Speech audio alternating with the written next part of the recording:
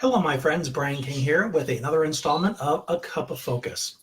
Over the past couple days, I've wrote a few extended posts, articles, if you will, pertaining to overwhelm when it comes to people with ADHD or related conditions, and how that sometimes means that your skin feels raw. You are so hypervigilant and so hypersensitive because of this overload that you can't even stand to be touched.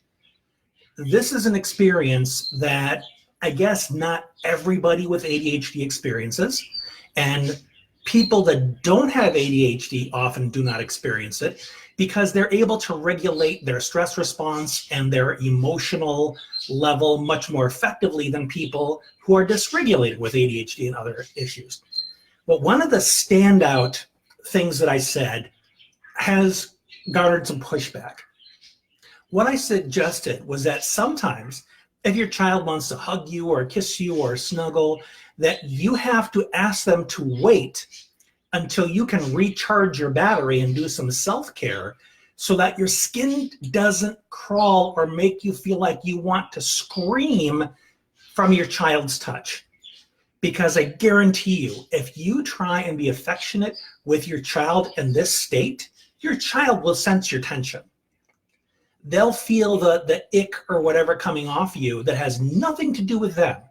It has to do with a nervous system that does not want one more straw added to the pile in order to break their back. But there are some people out there, very well intended, I understand their values, and they were asserting that under no circumstances should you push your child away. If your child asks for affection, they should get it, and so on and so forth. I simply don't agree with this. Because what you are suggesting is that when you have nothing left, you need to martyr yourself. You need to deny your needs at all costs for your child. So I understand wanting to be there for your child, not wanting to do anything that might upset or harm your child's sense of self or well-being. But I promise you, if you educate your child on why you are asking them to wait until you can take care of yourself so that you can be there 100% for them, yeah, they might be bummed about it. But if you give them some context around why you are asking this of them, it teaches them a great deal. It teaches them empathy towards you. It teaches them patience and delayed gratification. It also teaches them the importance of boundaries. Because what if you established a rule that if anybody wanted to touch you, you should let them touch you anytime they want to? Yeah, you might say it's different between a child and a mom or a dad, but kids that young generalize.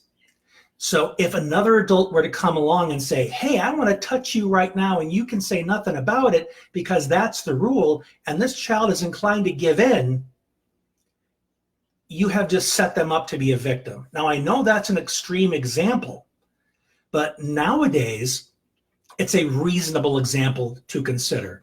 Or pushy family members, the ones who insist on being kissed or hugged, even though the child doesn't want to do it. But you have modeled for the child that the moment somebody wants affection, they need to be granted it. It's important that you establish those boundaries early, but you establish them with an explanation, with some context, and with a promise. This is key in building trust and maintaining trust. A promise that after I take care of myself, I will be here for you. It's very similar to when you drop a child off to preschool for the first time and they've never been away from you and they're afraid you're not going to come back. But when you do come back, that connection, that bond, that trust is reinforced because you didn't leave forever. You came back just like you said you would. And the next time you dropped them off at preschool, you came back just like you said you would.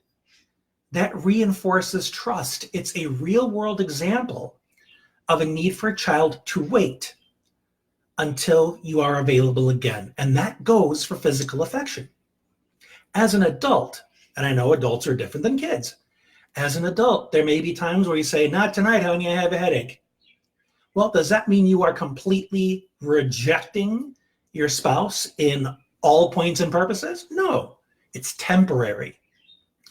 And a child, do not underestimate a child's capacity to understand this.